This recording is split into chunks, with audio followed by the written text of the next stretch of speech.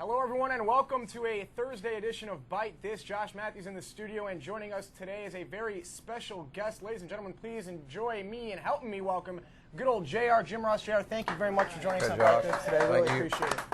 Good to see you. It's going to be a great show today. JR will be in the studio. Stone Cold Steve Austin will be on the phone. Droz will be kicking in with his 2 cents, and of course we'll hear Tales from the Hook from Taz. But JR, we've been getting tons of emails, phone calls, lots of questions. If any of you have a phone call or question, give us a call at 1-888-LIVE-WWE. But JR, I got a whole list email questions for you. Let's just kick it off. Let's go with the first one here. Have the WWE fans seen the last of The Rock, and what about Hulk Hogan? We certainly have not seen the last of The Rock, and we're very proud and excited of his success in the movie business. He'll be back with us. It won't be as often as we'd all like, but he'll be back. You never say never for Hogan, but there are no plans whatsoever at this time to bring Hogan back. Don't forget The Rock's movie The Rundown opens everywhere tomorrow. Theaters across the country, I'm sure that's going to do very well for itself. You know, Jared, let's move on here. We got OVW questions here. Of course, OVW, the developmental territory for World Wrestling Entertainment. Who do you believe right now in OVW is ready, close to being ready to come to the WWE and make a big impact? Well, I think that there are three people that come to mind that are ready. Whether they make a big impact or not depends on a lot of criteria. But I think Nick Dinsmore is ready to come in. I think that Mike Bucci's ready to come in as a cruiserweight. And I think that Nikita Fink, one of our, is a very talented young lady that's also ready. So I think those three would be the ones I put at the top of the list. We have several great prospects there, but those are the three that, in my view, are the most ready. All right. We've received tons of email questions wondering about your advice for getting into the business as a wrestler. We also get a lot of emails about your advice becoming an announcer or commentator. Well, you know, I think you have to be a fan of the product to be a great announcer or to be successful in this business as an announcer. I think you have to be a fan of the product. I think that you have to study the history and the heritage of the business. I think that it's great to get a college education. I think it's great to get some things on tape, working volunteer work, whatever you got to do at a radio station or a public TV station. Practical experience, education, and being a fan will go a long way in helping you accomplish your goal. We got an email here from John of Mobile, Alabama. I'm a longtime fan of Jeff Hardy. I was just wondering, when will Jeff be coming back, or is Jeff coming back to the WWE at all? Well, I mean, that question is really up to Jeff Hardy. You know, we have not been communicating with Jeff very much in the last several months. He certainly is welcome back here under the right situation. So if that would be up to Jeff Hardy. He's part of our extended family. He's just not with us right now. I wish he were. It's going to be a historic night on SmackDown tonight. Eddie Guerrero will be defending 2 titles in the same night, the first time ever on SmackDown. Jared, we also saw some historic things happen a couple weeks back on SmackDown, the first ever broadcast television Iron Man match between Brock Lesnar and Kurt Angle. Your thoughts on that match? Well, I thoroughly enjoyed it. I'm a big fan of pure wrestling. I like the steak more than the sizzle, personally. I thought that Taz Michael Cole did a great job in commentating the match. I thought the athletes, what do you say about 2 athletes like Lesnar and Kurt Angle? I thoroughly enjoyed it. It's certainly something you can't do every week, but it got a great rating, and it seemed like it was well received. I thoroughly enjoyed it. I've seen a lot of 1-hour matches in my career, and that certainly was one of the more entertaining ones of them. And Brock Lesnar, of course, is the new WWE champion. Make sure you give us calls at 888-LIVE-WWE. We have a phone call right now. We have Stephen calling from Philadelphia. Stephen, you're on the phone with JR. Hi, I wanted to ask JR, do you think you'll win your match on Raw on Monday night? Well, that's the goal. I'm going in to win. You know, I'm going to give it all I got. You know, for whatever that is, whatever gas is in the tank, I'm going to spend. So I certainly hope to come out victorious on Monday. That's my intention. I'm sure Coach probably says the same thing on his side, that his intention is to win. So I guess that's why we're having the match. Steve's going to win. It's going to be a great night this upcoming. Thank you for the question. It's going to be a great night this upcoming week on SmackDown. Not only will the Intercontinental title be on the line in a ladder match, Christian will battle RVD. We'll talk about that a little bit later on. But of course, the Raw announced position is on the line. JR versus Coach. So good luck to you on that one, Jeff. Yeah, thanks. I need all the help, all the luck, and all the divine intervention I can get when I in the ring as a participant. And I can also let everybody know that I will not be wearing tights on Monday night, so that might encourage you to tune in.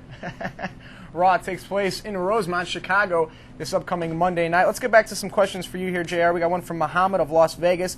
Well, we already talked about that. It's the Iron Man match. What was your opinion of all 3 Iron Man matches that have taken place here in the WWE? Of course, we saw WrestleMania with Shawn Michaels and Bret Hart, then Triple H and The Rock, and now this past couple. Oh, they all bring their own characteristics. You have different individuals in each match that bring their own styles, their own presentation. It's hard to say one was better than the other. To gut it out for 16 minutes and bust your ass is an accomplishment. So I wouldn't want to say one match is better than the other. I'd like to go back and watch all 3. I could probably tell you, but all those matches that were mentioned were damn good matches. Let's get back to the phone calls. Beth is calling from Santa Ana. Beth, you're on the phone with JR. Yes, hi JR. How are you? I'm good, thanks. Good. I wanted to know how does it feel to help Stone Cold write a book, and when is his book coming out? I thoroughly enjoyed helping Stone Cold write his life story, and gosh, it seemed like I've lived parts of it with him and been right there by his side on a lot of situations. The book will be out in mid-October. It's available now. You can pre-order on, I think, on Amazon.com, and it's a no-holds-barred, no-frills account of his life, and he's very upfront and very honest. We've got some great photos in it. We've got postcards that he sent to his mom and his family when he was in college, when he was in the Memphis Territory Wrestling. A lot of real neat things. I think that the fans are going to really dig.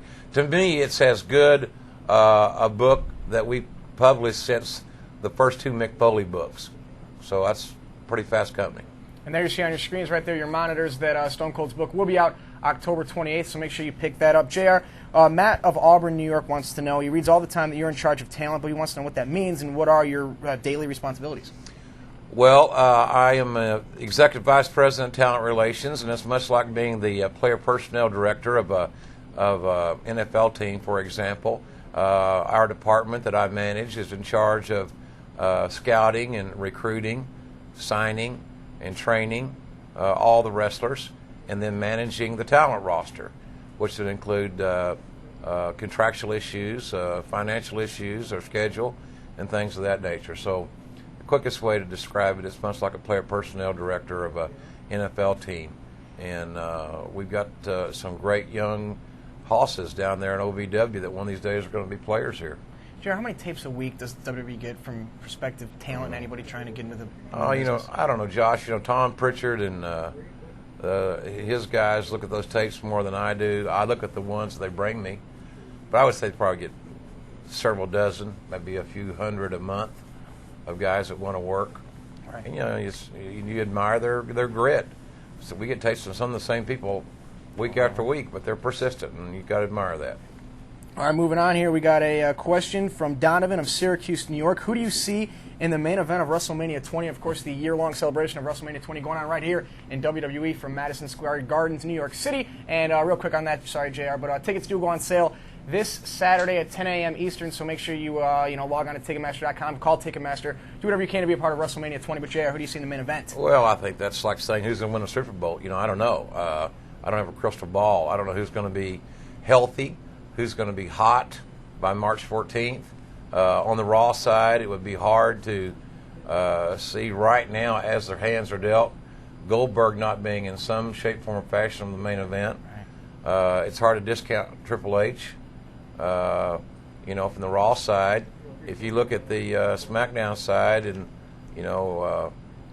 how do you have a SmackDown main event without either Kurt Angle or Brock Lesnar or Undertaker?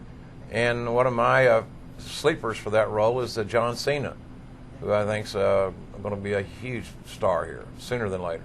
We've heard John Cena vow that he will be main eventing WrestleMania 20, so I guess in John Cena's mind he'll be in that spot. On the same topic of WrestleMania, we have Lee of London. Would you like to see Hulk Hogan versus Macho Man at WrestleMania 20? Not particularly. All right, moving on. Eddie of Kamloops, BC, Canada. How'd you come up with Business is About to Pick Up and Slobber Knocker? I think Business is About to Pick Up just came to me one night. I don't know, sometimes I'm scared of what goes through my mind on a certain night. It's live. There's no net. You hope that what you say is good or entertaining or informative or whatever. But slobber knocker is a term that I heard back in grade school. It's no football term. And then I didn't hear anybody using it. Now, since I've been using it, it seems like the guys in ESPN are wearing it out. So I wish I was getting a royalty off slobber knocker. I can tell you this, that the WWE and yours truly have it trademarked. So if any of you are thinking about doing slobber knocker merchandise, beware. Let's go back to the phone calls. We got Martin calling from England. Martin, you're on the phone with JR. Hiya, Josh. Hiya, JR. Hello. Hi, Martin. How are you? I'm fine, mate. How are you? Great. I've got a question for you. Do you know, with the international scene picking up with sold-out WWE shows worldwide, when do you think WWE could embark on doing an international WrestleMania, SummerSlam, Raw, or SmackDown? Well, we talked about that a lot, and I think one of our goals, Martin, is to have a major pay-per-view, as you've outlined. It's just a matter, it's not a matter of philosophically do we want to do it. It's a matter of time zones and cable clearances as far as pay-per-view is concerned, and maintaining the thought that we want to be live as it happens, as opposed to tape delayed. So it is a high priority. It is something that we're working at, but we still have not found the exact combination. But I do know that I had a meeting earlier today with some people that that was discussed internationally. So we're working on it, and I guess the only thing I can say is be patient, because we're trying to get there. Martin, thank you very much for the question. Now it's time to move on with his 2 cents of the week. Ladies and gentlemen, please welcome Droz. Droz, you're on the phone. Josh Matthews and JR's in the studio this week. Hey, hello, how's it going, guys? Hi, Droz. Hey, JR, I just want to say, my picks, we had some computer problems last week, and my picks didn't get in. I ended up 6 for 8, and one of the ones I lost was I figured you and King were going to beat the two youngsters, and you didn't, and I'm sorry about that. Yeah, I dropped the ball in the red zone. No, you didn't. You didn't at all. We had some long-haired freak come out there and kick you, so, hey, you can't expect that. See, they would have thrown a penalty flag in a game. That's right. You would have had somebody running off the sidelines doing that when you're going for the touchdown, as you were doing. But in the game of wrestling, we don't have those yellow flags, so what are you going to do? No yellow flags, no timeouts, and I get another shot Monday. We'll see what happens. It'll be, I hate to say it's a wrestling match, because I think that's being disrespectful of the actual wrestlers that are going to be on the card, and not speaking for Coach, but only myself. I'm 51. I'm not exactly in Vince McMahon-like shape, so I'll give you every bit of effort and heart that I have, but I'm not going to vouch for the aesthetic beauty of the contest, if you know what I'm saying. But it's still entertainment, and it's still entertaining. We'll have some fun with it. Well, I hope so. Well, folks will tune in. It'll be different. Let's say that. And different is a good thing in this business. Well, it's know that. Yeah, that's true. That's exactly right. So, well, it'll be fun, and the folks in the All-State Arena there in Chicago are normally loud, and some of them may have a cold beverage or two before the show goes on the air, and or 3. If that happens, so then they'll be in a very good mood, and I hope that their support will lift my overweight ass to a victory. I definitely see it happen. I see redemption coming, and man, maybe once and for all, you can shut Coach up. That'd be a nice thing. I don't know that anybody can shut him up other than Mother Nature, quite frankly, or laryngitis. But one thing's for sure, we might change his attitude. I think he just needs a little trip to the woodshed. And that's not a bad place to take him. There you go. Getting Coach to shut up is easier said than done. Droz, it was great seeing you in Philly this week. Did you have a good time? What was it like at the show? Oh, yeah, I had a great time. It's always, I always enjoy when the boys are getting, coming in town, and, it's a short shot up from Mays Landing. It takes about 55 minutes, and I was able to get around and see all the guys I hadn't seen in a while and talk to them and just kind of BS with them, and actually two people I went out of my way, especially. I mean, I was talking to everybody, but Kurt and Brock in the 60-minute match they had, I just couldn't congratulate either one of them enough on the match that they put on, and the effort they gave out there. It was just unbelievable. They're two studs, I'll tell you that, and I think it proved that our fans still like the in-ring product very much. I think there's got to be a great balance between in-ring athleticism and competition and the out-of-ring sizzle. And I'm an advocate of both forms of the presentation, but I think it certainly, at least in my mind's eye, let us know that our fans still like to see great athletes get it on. Right, and that's the thing, for 60 minutes they went out there and put on a spectacular show for everyone. And with TVs, we have to have the promos, you have to lead up to this and that. But when you have two guys out there and for 60 minutes, and I mean, sometimes a 10 and a 15-minute match can draw it out of you. To be able to go for 60 minutes and put on that type of performance. And for the people that saw it on TV, it's great. But for the people who saw it live, I mean, that's something special that they'll, probably never see again, in their lifetime. And I'm sure it was a very special moment for them. I think both guys are very proud of their efforts. They should have been. And it's one of those magic times, That's one of those tapes that'll be traded and looked at. And, like Josh said earlier, it's already... was it as good as Brett and Shawn at WrestleMania? Was it as good as Rock and Triple H? And I did the Rock Triple H match. I think that was in Louisville, and I thought that was a hell of a presentation as well. But it's just hard to say because the matches all have their own personalities. But anybody that can go 60 minutes and not lay on their ass in a rear chin lock has got my admiration. Yeah, mine too, and I'm sure all the fans as well. No doubt about that. Droz, what can we see what are we going to look at the column this week? Well, of course, every time I make that visit in to see the boys, I always have some entertaining stories, talking to the guys and things like that. So that's probably going to be the bulk of it. A few things about the shows, things I'm noticing and seeing, and of course I have to get in there about my picks from last week, how we had the computer problems, and luckily I had it on Bite This last week, and I put my predictions on there. And I really was 6 for 8, so hopefully people will believe me. I believe you. I'm glad. I believe you, my friend. All those times of picking against Triple H, you finally picked up a win. And actually Hunter was on last week, and I had to say, I'm sorry, Hunter, love you to death, but, with him facing, retirement basically if he loses, he has to win this match, and, Goldberg did, and, I think he's going to have a good title reign, and I think, the people are really behind him right now, and I'm happy for him.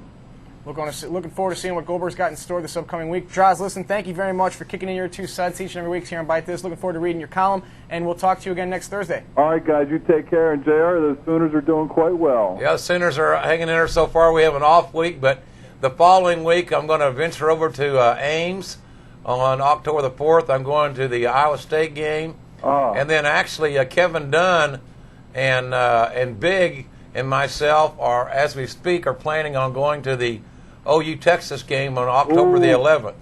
Uh-oh. Hey, and do you think they're going to punt to the guy this time? I don't know if I'd punt to the punt returner again. Somebody needs to reconsider. He's a great one, and I'm having a lot of fun following the Sooners, as everybody knows. That's my passion. And good luck on the Terps. My Terps they're starting to come back a little bit. Hopefully, they'll get things. They start out 0-2, now they're 2-2. So hopefully, they're going to get back in the swing of things and get rolling. A lot of ball games to be played. They'll be all right. Yes. Thanks a lot, Droz. All right, you guys take care and have a good one. Talk to you next week. Okay, buddy. All right, bye-bye. All right, we're going to go back to the phones now. We have Tori calling from California. Tori, you're on the phone with JR. Hey, how you doing, JR? Good, man. It's an honor to speak to you, man. I think you're the greatest wrestling announcer of all time. Well, thank you very much. I appreciate that. Yeah, I have a question, man. It seems to me like Goldberg is going to run out of opponents pretty quickly. Is there a way Raw and SmackDown will once again combine? Because I thought it was better that way anyway. Well, that's often discussed here within the company about the brand extension and the 2 separate brands.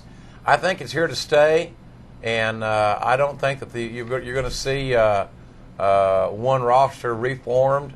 I think the Raw roster and the SmackDown rosters will remain separate. That's not to say that somewhere down the road you might see a trade or something like that may occur, which is possible. But I do think that the Raw brand and the SmackDown brands are even going to become even more separate as time goes on. So I think that's the hand that we're playing right now. JR, we've seen about 100, maybe or more so, and even in our emails here. When is the Ross Report coming back? Well, I don't know. I get asked that question a lot, and I know that a lot of folks read that column, and I enjoy doing it. The problem that was my own time management. It was twofold, and I'm going to be dead honest. I would write it after SmackDown went off the air on Thursday nights, so I may be up till 2 or 3 o'clock in the morning writing my column, and then try to get up and come to work the next morning like I do my day job as a executive vice president. And I found that a lot of the talents were getting boo-boo faces when they were left out of the column. A lot of them looked at it, if I didn't mention their name, that I was angry at them or I wanted to not acknowledge them for whatever reason. So I became damned if I did and damned if I didn't. It's like you asking me, well, JR, you've got 2 daughters. Which one do you like the better? Gotcha. I couldn't answer that question. I wouldn't answer that question. So I don't know if the Ross Report is coming back in its old form. I have made a proposal to WWE.com about another way of doing it where I answer questions directly from the fans, and I don't know where we stand on that deal. So I'd like to do something to communicate with all the folks, but I just don't know what form it's going to be allowed to take. Gotcha. Well, I just got chills, so I guess that means the mood is about to change here on WWE.com. Ladies and gentlemen, please welcome Taz. Taz, you're on the phone. Josh Matthews, and we got JR in the studio this week. Hey, Josh. How you doing, JR? I'm good, Taz. How are you today? Good, not bad. Hey, Josh, you probably got chills because you're probably wearing those female underwear again. No, I'm not doing anything like that, Taz. You're in a good mood tonight, considering Nebraska's got a big game tonight. Yeah, Nebraska, that's right. Southern Miss. We're going to go to Southern Miss. It's going to be tough. We're 3-0. I mean, we're not the Oklahoma Sooners, but, we're ranked 15th right now. And I didn't expect Nebraska to be 3-0 right now. We've got a couple of big wins over Oklahoma State and a very weak Penn State team, but, I'm proud of the Huskies. Oh, Lord. Hey, Nebraska, just like we talked about last year when you were having a bad year, they're the Cornhuskers. You know they're going to come back. And I think... JR, you're the guy who told me they would come back. They're coming back, and I told somebody this the other day, I said, I hope that the Big 12 title game in Kansas City in early December are the 2 big Reds again, the Sooners and the Cornhuskers, and to see who goes to what I would hope to be to the Sugar Bowl to play for the national championship. That'd be like old times. That really would. I hope that happens, but you guys are a lot closer than the Huskers are right now. But no, I mean maybe a couple of years back, Oklahoma wasn't doing that well either, and now all of a sudden, I mean not all of a sudden, but last year too, but this year especially, they just seem unstoppable. Well, I'm kind of glad they're not on the schedule. I feel the same way. Quite frankly, I like to see that game played in a championship environment. College football is just like wrestling. It's all about the athletes, and the better athletes you got, the better chances you have for success. And when the old days when territories were down, it was largely because the guys they had in there were unathletic, old, broken down, or unmotivated. And when you went to territories where you had young guys, athletic guys, or motivated people, you saw success. Same thing in college football, and programs like Nebraska and Oklahoma have those traits. Yeah, absolutely. Well, speaking of wrestling, Taz, tonight on SmackDown, it's a championship night, more or less. Eddie Guerrero will put his U.S. title on the line against Charlie Haas, and Eddie's doing double duty tonight. Him and Chavo will be taking on Matt Hardy and Shannon Moore. Plus, Tajiri's going to go after the Cruiserweight Championship as he takes on Rey Mysterio. So it's going to be a great night on SmackDown.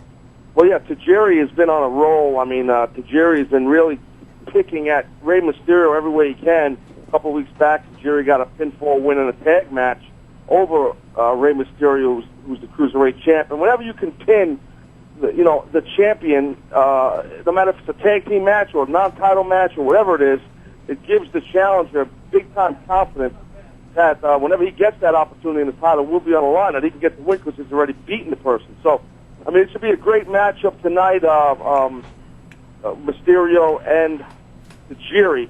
Well, I'll tell you what, you got to talk about Eddie Guerrero, as you pointed out. Eddie Guerrero, as everybody knows, is the United States champion. Also, Chavo and Eddie Guerrero are both tag team champions. So, Eddie's doing double duty tonight. So, Eddie's one of the, in my opinion, one of the best worldwide, world-class professional wrestlers in the history of our business. I've wrestled Eddie. He's a great guy. He's a great pro. And in the ring, there ain't many that many pale in comparison to Eddie Guerrero. So, that being said, Eddie has got to really pick up his conditioning, which I don't know if Eddie could be in any better condition than he is, because he's going to be doing double duty. So, and Josh, right, this is the first time ever, right, that tonight that one champion. You're the stats guy. You know the stats. I got it all. To defend 2 titles in one night. Yep, SmackDown history tonight. That's one great. man defending 2 championships. We saw history last week as well, Taz, in the 60-minute WWE Iron Man match, the first time ever on broadcast television. JR and myself have been talking about it throughout the hour here. I mean, in your opinion, how great was that match? It was phenomenal. It was good there, JR, I know you've called Iron Man matches before. That was the first Iron Man match that Michael Cole and myself got to call, and it's tough. I pointed this out last week on Fight This when Triple H was on the show, and I gave kudos and props to Kurt Angle and Brock Lesnar. I mean, go out there and bust their ass in 60 minutes. It's so hard to do. But what people don't realize is how hard it is to call one of those things, and you can attest to that. It's intense, and you catch yourself going on that emotional ride that you're seeing on your monitor. And, I've called so many hour matches over the years, and the Flair era in the 80s and things of that nature. After the thing's over, I'm sure you guys, Taz, felt the same way. You kind of felt like you'd been in the match yourself. Kind of felt, kind of like, God, man, I need a break here. Yeah, absolutely. And any intense match, again, JR, as you would know, and Josh is, you're new and you're coming up as a play-by-play guy, but the more the intense the match is, the longer the match goes, and the more you're into the match as an announcer. I know for me, as an ex-wrestler, I feel sometimes more exhausted physically than I did when I was wrestling, because as a wrestler, I just went out there, it was physicality all the way for me, and mental. I had to think. Emotions didn't take part of it for me. I just went in there like a machine, did my thing, and tried to just, work hard in there. Now, as an announcer, it's like you thinking on your feet. You got to be quick. You got to have a vocal endurance, which is tough to tough to work on. You can't go to the gym and throw your esophagus on a treadmill. So but I guess that just comes with time. But announcing is a lot harder than people think. But I love it, JR, as you know, and Josh, you know me well. I love being a color commentator. Hey, Pete, can I ask you, or Taz, can I ask you a question? Yes. Could I use your Taz mission Monday night? Maybe you could get together this weekend. You can kind of give me a couple pointers, and I need something Monday night that I could actually do that's considered a wrestling move, other than kicking, stomping, and clotheslining. Well, the Taz mission is yours, JR. I need some help. If I could just borrow it for... JR, I got the name. I got the Sooner mission. There you go. I just want to borrow it for the night. I'm begging you to choke his ass out. Please help the fans. Get back in the booth ASAP. Upset on that, but you got a game plan, JR? What's the deal? Well, I need the game plan is a ground attack. I can tell you. I'll tell you this. So I don't want to play all my cards here, but I'm not going to use my Hurricane Run on Monday night. I'm saving it for WrestleMania. Okay. And I said earlier that thank God, and I'll let everybody know, so you don't watch Monday Night Football Monday night, because the Bears are playing on Monday Night Football, and they're not having a great year, and we're going to have a great night Monday. But I'm not wearing tights Monday night, thank God. Now I'm wearing jeans. I'm not going out with a jockstrap either. I'm wearing jeans and everything else I can probably cover my body up with. Yeah, we got to get a. You got to get a. You wore, what did you wear? Griffin's jersey last week, right? You wore Oklahoma Sooner jersey. You gonna wear another Sooner jersey? Yeah, I'm going to dance with what brung me. I'm wearing another Sooner jersey, and it's got to bring me good luck. Yeah, no, you need it. You need it, and I think I can speak for everybody that that listens to Coach broadcast the show. But yeah, it would be great if you get the win. Oh Lord! Oh, well, it'll be an interesting night. Let's say that. Yep. Taz, we talked about the Taz mission. We, the fans in New York and Madison Square Garden, got a treat this past week. You were there, and John Cena fell victim to the Taz mission. Yeah, I was just hanging out backstage. You know, Mr. McMahon was there, and him and I had a conference. He needed some advice on, you know what to do with certain talents and what to do with the SmackDown brand. So, whenever he's in doubt, Mr. McMahon calls Taz in. So that's a joke. Not a good one, but it is a joke. Anyway, no, I was just hanging out at the Garden. I came down, and next thing I know, John Cena's, knocking New York City. That's not good. Not on my watch. So I just came out, and coincidentally, my music just happened to play. I heard you got a pop that was reminiscent of the Road Warriors circa 1984. I wouldn't go that far. It was a good pop, but I wouldn't go that far. And things like that, like Taz surprising the Garden audience, are things that we as a company should do more often. When somebody that they like and they didn't expect to see, right, that they saw. And I know that the folks in the Garden really enjoyed seeing their hometown guy, and I think that was great. I think it was great that Taz was there, and John Cena may not have thought it was so great, but hey, the fans thought it was cool, and that really is what it's all about. Right. Yeah, and I was fun. The only part, all I did was go in there and he threw a punch. I ducked it and put the Taz mission on, and I threw him down. And then as I went to climb the second rope, I kind of blew up. Hey, at least you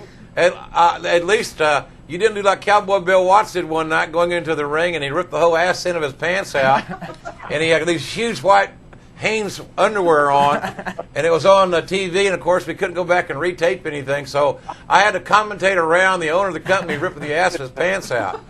So, you can always say it could have been worse, Yeah, that's a good point. That's funny, though. Yeah, but, once I went to climb to the rope and do like a salute to everybody, and I started blowing up, I figured, well, let me get back behind that announce table come SmackDown. Damn right, yeah.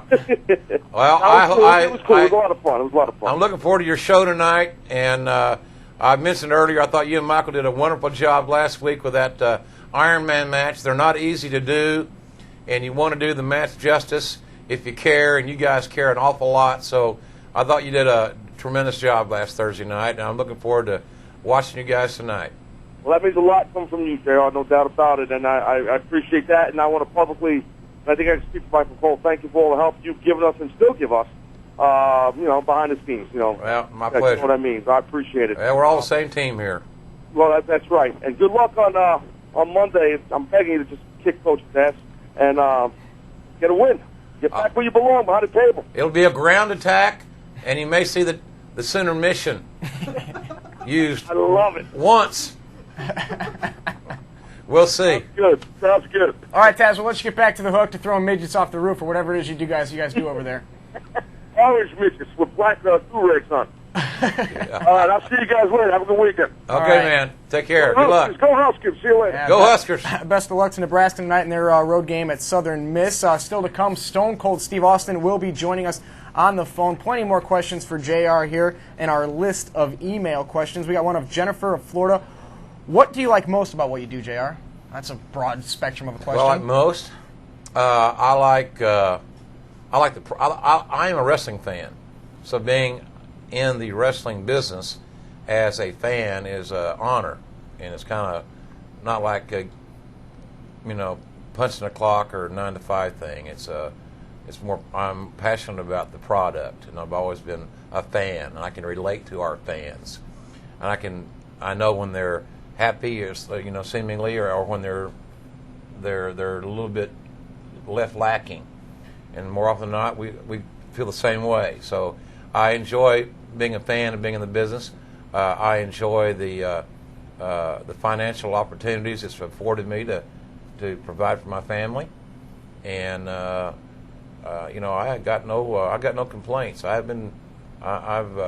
The luckiest day of my life was when I got in this business. It's all I ever wanted to do, and I'm lucky I can live my dream.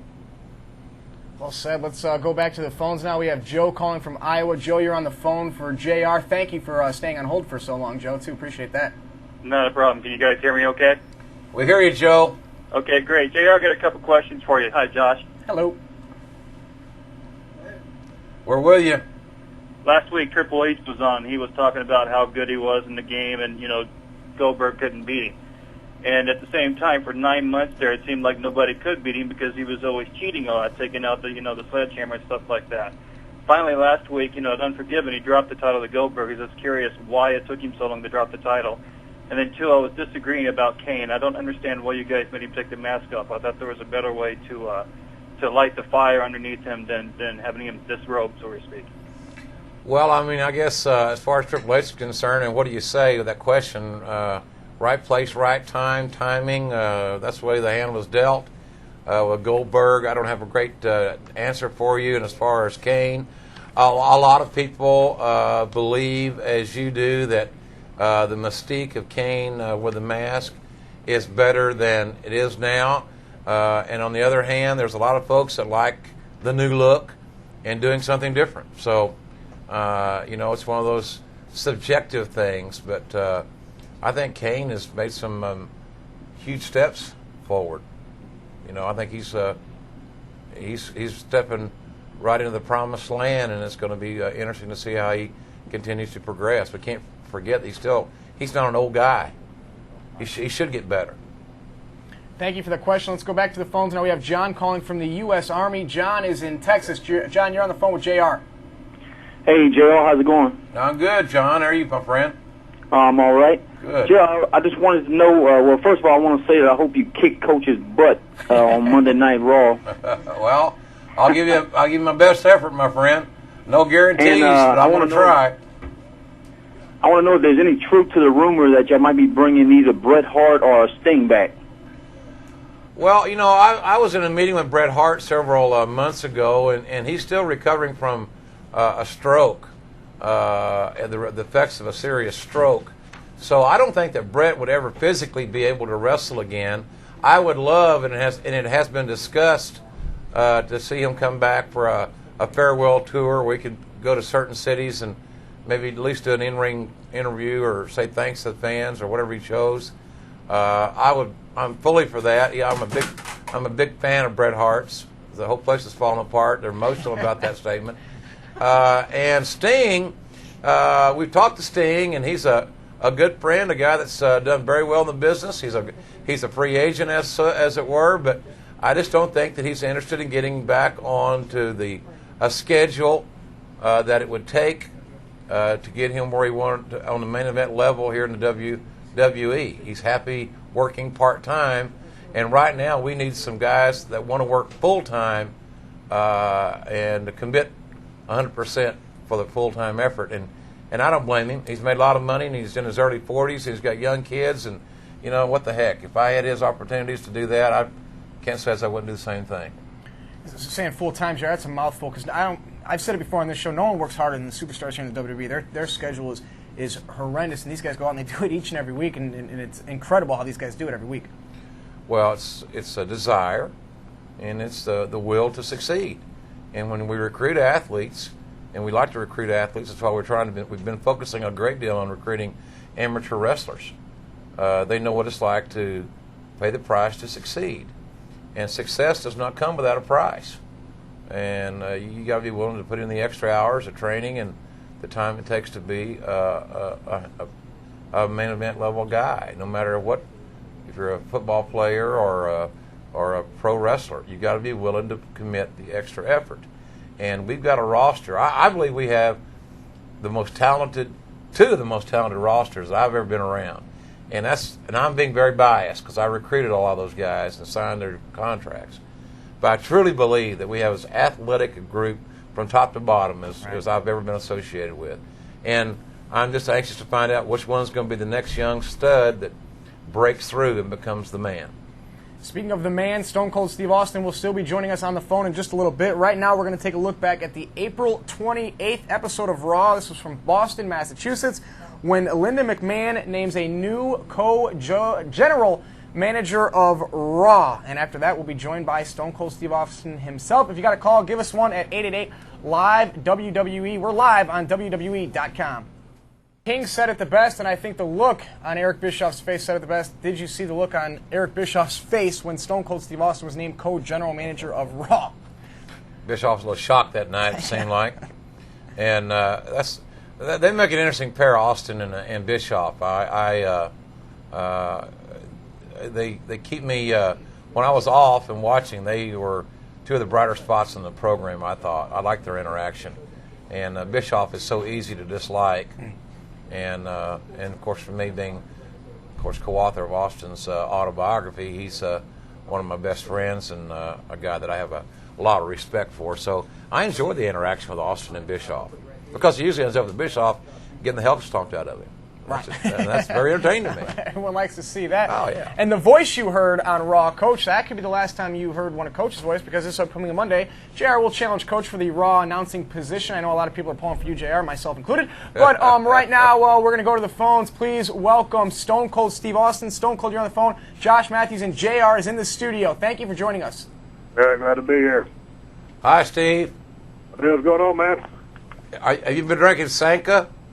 Oh, man, I tell you what, I came in from New York yesterday. You know, I was up there meeting with you yesterday and then meeting with some other people. And before that, I was out in L.A. for about 5 days. So I guess I was on the road about 9 days.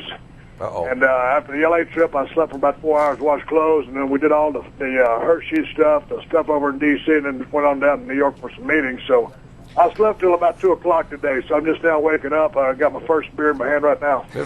You've been busier than a fruit merchant, as my grandpa would say. Yeah. Those fruit merchants had to move around the fruit parish. That's just another story for another time. In any event, come on, Josh. Well, all right, Stone Cold. Hop in there, son. The number one question we have here is, are you ever going to wrestle again? I don't know. That's a good question. Pretty much I figure like I had my last match with The Rock at WrestleMania 19. But, you know, the way WrestleMania 20 is going, you know, I think in this business, never say never, but probably never. I mean, probably not. I don't think I'll ever get in the ring again. But what I'm trying to do is get some of these damn restrictions taken off of me. They got me in a co-general manager role, such as the one that says that I can't, you know, assault or touch anybody or mote anybody, you know, because I beat Christian up one time. I motivated Kane, I slapped him, gave him a stunner. So, you know, I need to take some of the restrictions, some of the handcuffs off of me so I can be raise a little more hell and be a little more exciting on TV. I enjoy my job, but I'm trying to jazz it up a little bit. You know what I'm saying? Yeah. I think you need a lobbyist or a good lawyer. You got one in mind? I don't know. We talk about that off the air. Okay. Let's get you one of them high-dollar agents. I don't. Everybody's got an agent because the boys like to give 10% of their money away. For what reason, we ain't figured out, but what the hell? I haven't seen too many agents in this business work for too many guys that have done too much good for none of them. So I know a farm. I know. You know, I've kind of always dealt with you, and dealt with Vince on issues like that, and that's kind of the way I've always done. But some of these guys, they do these things, and like I said, they're just giving away 10% of their money. I know an agricultural agent at the Farmers Co-op down there in Oklahoma that probably could help some of those guys, but that's another story. I think that you need to become a little bit more physically involved, if allowed. From a legislative point of view, and but you know, when Steve said he wasn't going to wrestle at WrestleMania 20, I don't think he meant to say that he wasn't going to be a big part of WrestleMania 20, because I don't know how you could have WrestleMania without Stone Cold being a part of it. I don't know how you could have WrestleMania 20 in Madison Square Garden without Stone Cold being a part of it. So, you know, as he says, never say never. You just never know. Oh, yeah, that's like I said, I might not be rolling around in the ring wrestling or stomping somebody's guts in or something like that, but God dang, I mean, that's the 20th anniversary of WrestleMania. It's there in the garden. It's our backyard, and everybody knows if anybody's ever been in the entertainment business, the Madison Square Garden is kind of the building to be in, and it's one of my favorite buildings of all time to work in.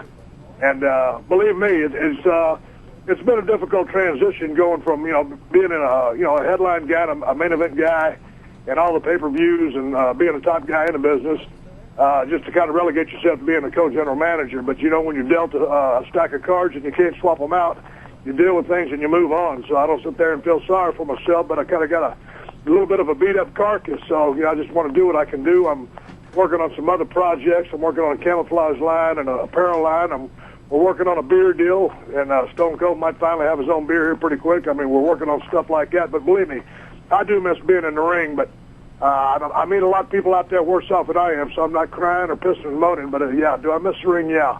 If I thought I could get back in there and perform to a level of satisfaction that would satisfy me and not make me into a joke, and if the conditions are right and I didn't jeopardize my health and the zeros are right, hey, I'd consider anything. You know, Steve is going to be touring the country for his doing a lot of book signings coming up. So his book's going to be out in October, late October. So beginning in late October and November and early December, a lot of folks get a chance to see Stone Cold doing some book signings and a lot of TV appearances and things like this. This book is, Steve, I mentioned on this book is not fluff.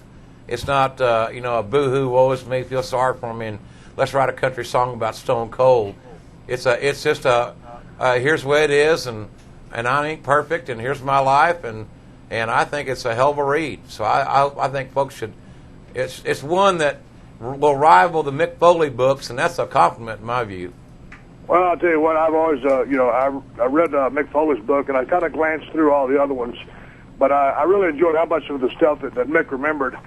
And, of course, he tells a great story. I got to see him the other night on the Jimmy Kimmel Show, and whether he's been Mankind, Dude Love, or Mick Foley, or Cactus Jack, I've had so many matches with that guy, and he gives you 110% every time he gets in the ring. He's one of the few guys I truly enjoy in this business, outside the business as a friend. And he's had some great success, so if my book could do anything like his did, that'd be great. There were so many things that happened in my career. I don't know if there's been too many chair shots or too many beers, but I forgot half of it, and I was fortunate enough that you helped write the book. Dennis Brent did a lot of research. Dennis Brent, of course, followed my career from way back, as you did, and with the three of us working on it. And I appreciate all the hard work that you and Dennis did, and helping me remember a lot of the stuff that I did. So I hope it'll be a good ride, and people will enjoy the book, man. Yeah, I think they will. It's just not fluff and sizzle and BS. It's got it's a real story, and it's a story of a man's life, and there were good days and there were bad days, and at the end there were a whole hell of a lot more good ones than bad ones.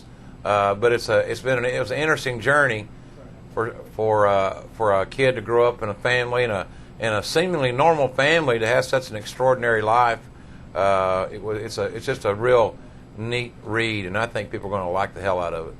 One of the things I was worried about, you guys approached me to write a book some 4 years ago, thereabouts, or whatever, and I really didn't feel like writing one. And, after a brief hiatus, 6-8 month hiatus from the WWE, when I came back, you approached me about doing a book, and I said, well, hell, might as well go ahead and do it. And, it is a story. It's about, I didn't think I had a whole lot to whine, bitch, or complain about, and really I didn't, but it just tells what happened, how I grew up, and, the success I had in this business versus the failures I've had on a personal level. So, but all in all, it's it's my story, and that's just the way it is. And like I said, it's not when you read the book, I think at the end you say, hey, look like a guy had a lot of fun.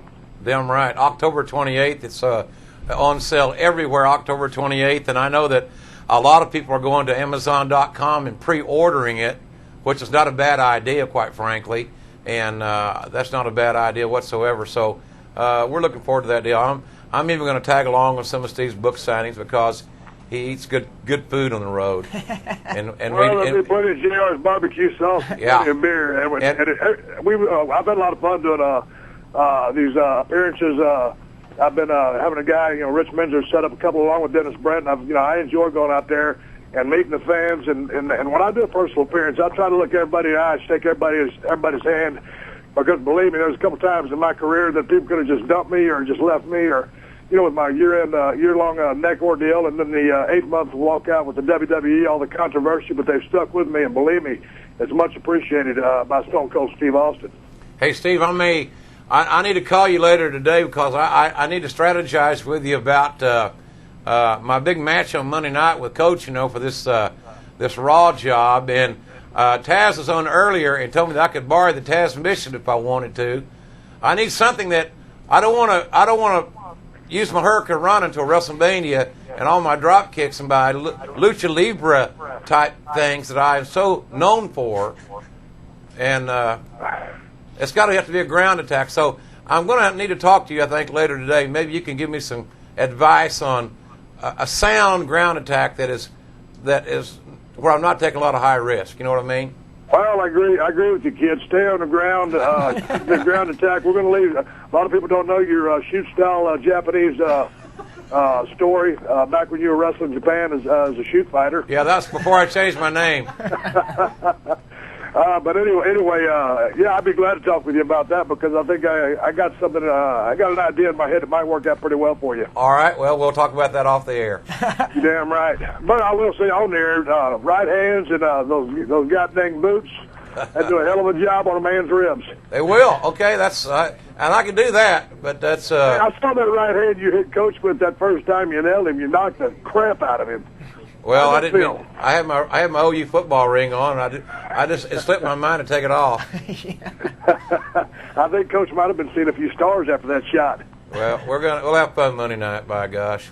But I think god dang, I sure would. I made this match the way it should have been. Just it should have been you and Coach 1-on-1. And believe me, Coach Al Snow doing a good job filling in. But there ain't nothing like the best team in pro wrestling. And in the history of pro wrestling, and that's going to get some great names. But Jim Ross and Jerry the King Lawler, hands down, in my opinion, the best of all time. I ain't blowing smoke. I'm just telling it the way it is. You know, I was a big Gordon Solie fan. And yeah, me too. Lance Russell fan. There's been some good ones. Yeah. I mean, and when Gordon Solie was a great one, but when you guys are together, it helps tell the story of Raw, and that's so important when you get matches in the ring. To let the people know exactly what's going on. It's not just saying, "Oh, here's an armbar here, here's this, that, or whatever." You got to be able to get inside the guy's head, and you can see what he's feeling, and you can tell what he's trying to do. That's what a great announcer does. Well, I appreciate that. In the cookbook, I ranked the top 10 announcers in my cookbook, which, by the way, is available, ladies and gentlemen, on WWE.com, and there are autographed copies of this book available. But I do talk about my favorite announcers and the top 10 announcers, and I've always said that all the rest of us yahoos that are doing this for a living or have done it for a living are playing for second place. Gordon Solie's the best that's ever done it. But, I feel kind of in a strange way, Steve, that, I couldn't hardly ever see Gordon Solie in a match. So I think I'm kind of in a history-making predicament this Monday night on live TV. It's fish or cut bait time, so I'm kind of getting excited about it, quite honestly. Well, a little word of advice that day. I know your nerves are going to be running a little bit high. Your adrenaline's going to be going, so no food after 2 p.m. And in reference to JR's cookbook, I will go on record. I've eaten at your house, 10, 12 or better times, and JR and his wife, Jan, are both gourmet chefs, in my opinion, and you're probably part of the reason I got this damn weight problem going around my gut right now. Well, you know what? I'm not going to have anything to eat after 2 o'clock, but I'm not going to promise you that I won't have one shot of Crown Royal right before bell time. It kind of makes me cantankerous. Well, as you well know, it's not a rider in my contract, but I do have my supply that comes in every Monday night, courtesy of Harvey Whippleman. So the 5th of Crown will be there. All you got to do is take your shot, get ready, and go out there and whip a coach's ass. Well, that sounds like a combination might work. And we're all looking forward to this Monday night, the Raw announce position on the line. Stone Cold, if we could switch gears real fast, how did it feel to be on Hollywood Squares, which you're going to be taping October 3rd? So how does it feel to be on Hollywood Squares? Oh, I don't watch a whole lot of TV, but I've seen the show before, and it just seemed like something that'd be fun to do. They've been after a lot of the WWE superstars for quite some time. So finally, a little break in my schedule. So I'm looking forward to doing it, and it's also going to be good advertising, to push the book, which comes out, my Stone Cold Truth, which comes out on October 28th. So it's a big vehicle for that, but also something to do. I'm going to go up there and I'm going to tape another show that same day. And, I was on the Jimmy Kimmel show the other day, but I was able to cover the pay-per-view a little bit, but I thought I had another segment coming. And but anyway, I thought I got shortchanged on that a little bit. But I'm looking forward to doing the squares. He's also going to be doing Conan O'Brien coming up. He's going to be doing the Howard Stern show. And we'll keep everybody apprised of all the different appearances for Stone Cold. And I'm sure that WWE.com, as always, will have a list of all the locations that Stone Cold will be signing his book in a variety of cities. And that'll be available because young Phil Spear will make sure that happens. speaking of Howard Stern, I'm looking forward to getting back on his show. I've been on his show probably 6, 7, 8 times. It's been a while since I've been on his show, and it seems like every time I'm on his show, I'm going through a divorce. Well, this time I'm not, so we'll focus on the book and have a lot of fun. The thing I like about going on that guy's show, you don't do any pre-interview or anything like that. You just go out there and shoot the breeze. And, of course, no one talks any better than Howard Stern. So, and I like that kind of platform anyway. We're not sitting there and you're trying to talk about a bunch of things that are written down on paper. I like to ad-lib and go out there and shoot the crap. So I'm looking forward to being on the Stern show. Yeah, you guys got good chemistry, and that'll be great. And Howard caters to our audience. I mean, we got a strong 18 to 34-year-old male audience, and man, he owns that demographic. So I think it'll be a great promotion for the book. But Stone Cold's going to be doing a lot of things to promote this book. And again, if I were a Stone Cold fan, or if I have been reading a lot of wrestling books, I would hop on Amazon.com and order it today. Well, let's go to the phones now. We got a phone call from Joey calling from Boston. Joey, you're on the phone with JR and Stone Cold. Hi, how you doing? Hey, how's it going? Good. I just wanted to say I was at that Raw when you returned, and it was awesome. So I just wanted to say, what were your thoughts on coming back as a Raw general manager?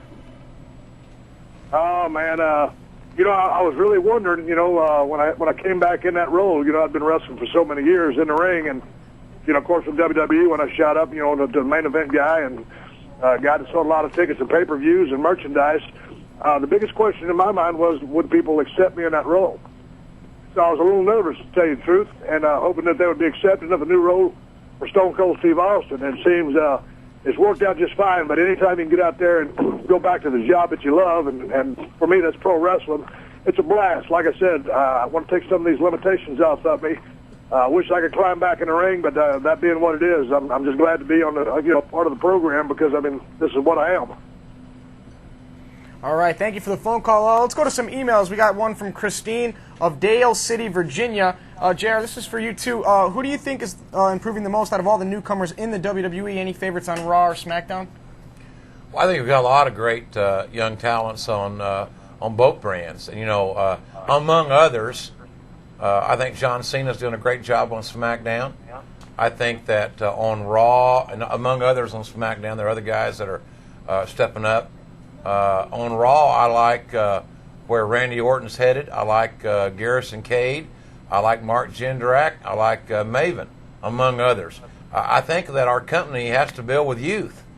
And it's great to have veteran leadership in and out of the ring. But you can't build with older guys. You've got to build for the future with young guys. And we just got to find the right combination of young guys to get it done. I agree with what you're saying there. I don't watch SmackDown a whole lot because I don't watch a whole lot of TV when I'm at home. But I've heard a lot about John Cena. I've heard him on the mic. His ring work's going to come around, but I think eventually he's a guy that people are going to want to love. So I think he's got a big future. Of course, not necessarily one of the newer guys, but I think Brock Lesnar continues to learn, just his demeanor in the ring. I was so proud of him a month or two ago when he had that match against Kurt Angle. And when he tapped out in the ankle lock, a lot of people said, "Oh man, I can't believe Brock tapped out." Well, it's Olympic gold medalist you're dealing with. And Kurt Angle is a phenomenon, and to me, there was nothing wrong with tapping out in that match. And Brock Lesnar's a man's man, and he's still got a lot of improving to do. So he's doing great. Randy Orton is going to be another awesome one, third-generation wrestler. I talked to him a lot. And the other three guys, Mark Jindrak and then Garrison Cade, I think are going to be a great tag team, and in the future, singles wrestlers. But those are some blue chippers right there, on any guy's card. The covers are not bare in the WWE. It's just a matter of finding the right combination, calling the right plays, getting a lot of guys healthy. The stars all getting in a line. The covers ain't bare here. We're ready to go play. Well, there's some spots open. I'm just keep waiting, for the next guy to just come through. I once again, I'm not a new guy, but I'm always impressed with Eddie Guerrero and Chris Benoit's work. Oh, yeah, great. Sometimes you got to slow down a little bit so people can digest everything you're doing. But those are two top guys, and I'm glad to see Rhino. I'm coming back from his neck surgery, and I look forward to Edge's return because he was really hitting the peak before he went out. But I think going down with this injury, getting fixed up, when he comes back, I think just to overcome such an obstacle like this is going to be something that actually helps him, if you can believe that or not, taking a year out of the business. But Edge is another great young guy. I look forward to his return. Let's go back to the phones now. We have Lance Corporal Hernandez. He's on the phone from California. Lance Corporal Hernandez, you're on the phone with Stone Cold and JR. How you doing, JR? How you doing, Stone Cold? Great. I'm good. I just wanted to take this time right now to personally thank Stone Cold Steve Austin for all the support for all the guys out in Iraq. We just came back. I'm part of HMM 161, and I'm stationed over in Miramar right now. And what you did on Raw really sent a warm feeling for everybody and a great support for everybody in the military. Thank you, guys. Bob, I'll tell you what, man, I appreciate everything that you guys do. And actually, one of the guys that was over in Iraq sent me a flag that was flown over Iraq. It's in a display case, has a plaque on it, you know, presented to Stone Cold Steve Austin. And it proudly sits right there in my living room. And I'm extremely proud of it, and extremely proud of the United States Armed Forces. Damn right. Damn right. And we'll all sleep good tonight thanks to those men and women and the sacrifices that they continue to make. Sacrifices, yeah. So believe me, I appreciate very much everything you guys and girls do. No doubt about that. Let's go back to the email questions. We have one from Michael of Fayetteville, North Carolina. A while back you said, Stone Cold, that you were unhappy with the direction of the WWE. Are you happier today, or is there more that you'd like to see change? Well, of course, you know, Vince can tell you and JR can tell you the same thing. I mean, I'm an easy person to get along with, but I'm extremely demanding. But by the same token, I think our fans are. So there's just some things that when I look at the show and I question, you know, sometimes it's just such a hard sell, sometimes it's too fast. And I understand that the business has changed. It's changed since I've been in. It's changed in the last 5 years. It's changed in the last year. So it's going pretty good. Like I said, once I get these handcuffs taken off myself, and I continue to feed my ideas to some people, but you know, they got their jobs to do and they're working their ass off to do it. By and large, I think they're doing a real good job. A couple of things, you know, as you change here and there, but things are coming back around. You know, business kind of hit a down point. We're trying to rebuild it right now, and like Jim said, a big part of that's going to be these young guys. But these young guys can't just sit there and just rely on the show or the writers, you know, just being on the Monday Night Raw. They've got to think inside their head who and what they are. You know, like Stone Cold Steve Austin. When I say that name, you know what it means. When I say The Rock, you know who that guy is. Undertaker has an established character and stuff like that. So these guys can't just sit up there and go out there and have matches, but they got to have matches where they learn how to get over with the crowd and build a character or persona that the public can identify with, whether that's liking them or hating them. That's what you're working for. Oh, sorry, Phil Spears was talking to me. Thank you, Stone Cold, for that. For Let's God's go back. sakes, Josh, you can't listen to Phil Spear when Stone Cold's talking to you. You're right, JR. I apologize. You know, I'm trying to help you, son, but you got to listen. You trying to disrespect me? No, Stone Cold, not at all. Not at all. Don't make him come on Velocity and whip your ass. I don't want that to happen. I'm not trying to disrespect anyone at all. I'd like to go back to email questions. We got Chris from New York. What was it like working with Eric Bischoff after what happened between the two of you in WCW? You know, WCW deal was water under the bridge. I kind of called Eric aside and said, hey, man, everything's cool between you and me, but I'll tell you this. I stomped the hell out of him. I punched the hell out of him, and it was pretty sore for the next few days. And you can ask him personally. They'll tell you the exact same thing. I was a little rusty, but I laid my stuff in, and my stuff looks good. It probably doesn't feel good. My comebacks, back when DX and those guys were feeding me, were legendary for just being full of black eyes and loose teeth. I can tell you that's the truth.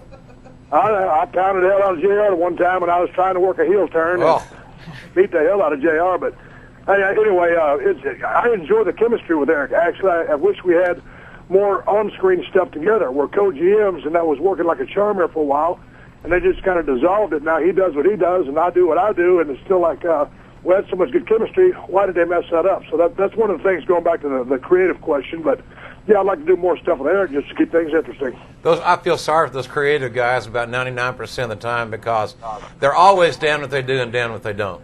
Well, I agree. It's a tough position to be in, but, you know, that's part of the heat that goes with the job. It's just kind of like you. You wear a lot of hats in the WWE, Jim, so you felt that heat many times. And me as a performer, I have too. When maybe I had a match or something that Vince didn't particularly agree with, but that's the way I was feeling. So, hey, when you're in a spot, you take heat. And, you know, in the wrestling business, if you got a thin skin, it's not a very good place for you. You got to take the ups and downs and the applause and the criticism and go about your job. Try to learn from every damn thing you do. You can't get too high on one day or too low on the next. You got to stay in the middle. and not get too extreme one end or the other. I do also want to mention that Stone Cold's going to be in Peoria, Illinois this Sunday at 5 o'clock for a live Raw event before he heads to the Allstate Arena.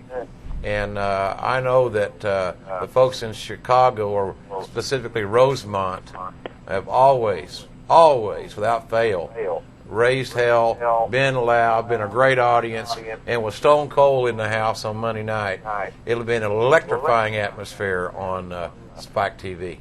Well, you know, if you ask most of the boys backstage if their favorite buildings to work in, Madison Square Garden was one of them. But for crowd response, crowd heat, and because it's so haywire and into everything, every time someone's ever asked me, the Chicago Rosemount Horizon, whatever they want to rename it or whatever, that's my favorite building to work in. Stone Cold, before we let you go, any final strategy thoughts for JR as he heads into his big match this week with Coach? I'm not going to give you the ace up the sleeve, but before I go, I do want to say that StoneCold.com is under construction. I'm hands-on on that.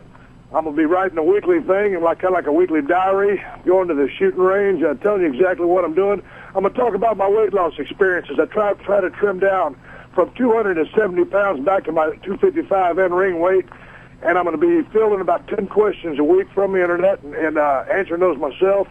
Working on the art with the creative team up there, Jim Monty and Kevin Dim up there in the computer part, and expanding the merchandise area. And so I just want to get that out there. Stay tuned at StoneCold.com because it's going to be a hell of a lot better than it used to, and it's going to be hands-on and interactive, so that's going to be the fun thing about it. As far as JR goes, I'm going to give him a shot of Crown Royal, whisper something in his ear, let him go do what he does. Boomer Sooner. The Stone Cold shirt available everywhere. October 28th. Make sure you get that, and you can pre-order from Amazon.com. Stone Cold, we'd like to thank you very much for your time on this Thursday afternoon and joining us on Bite This. Really appreciate it. And you know what? You do thank me all you want to, but don't leave me hanging like you did a while ago, because I'll drop you like a bad habit, son. Yes, you will, you little that bastard. Little stack of dabs you call a neck. Wow. Stunner. Lights out. You understand what I'm saying, right? Absolutely, 100%. Hey, next time you call me, call 1-800-COLLECT, send me a buck or two, all right? See you, JR. Okay, Steve. See you, man. Bye. I'll see you Monday. Okay, thank you, Stone Cold, for joining us. JR, thank you for joining us. Oh, we my look forward to pleasure. SmackDown tonight. It's going to be a great night. Make sure you tune in. And, of course, WrestleMania 20 tickets go on sale this Saturday, the 27th of September at 10 a.m. Eastern Time. Ticketmaster.com. Walk up to the MSG Madison Square Garden box office. Make sure Good luck. you get your tickets for WrestleMania 20. It's going to sell out, and I'm guessing about 90 seconds Yeah, or good so. luck. Good luck. It's going to be challenging. So, JR, once again, thank you very much. Appreciate you joining us in the buddy. studio this My week. And we pleasure. will see you all next week, where hopefully we will have Goldberg and Lita. Those are unconfirmed as of right now. So, log on next week. Somebody will be here. Dr. Tom will be back. We'll see you next week on Bite This.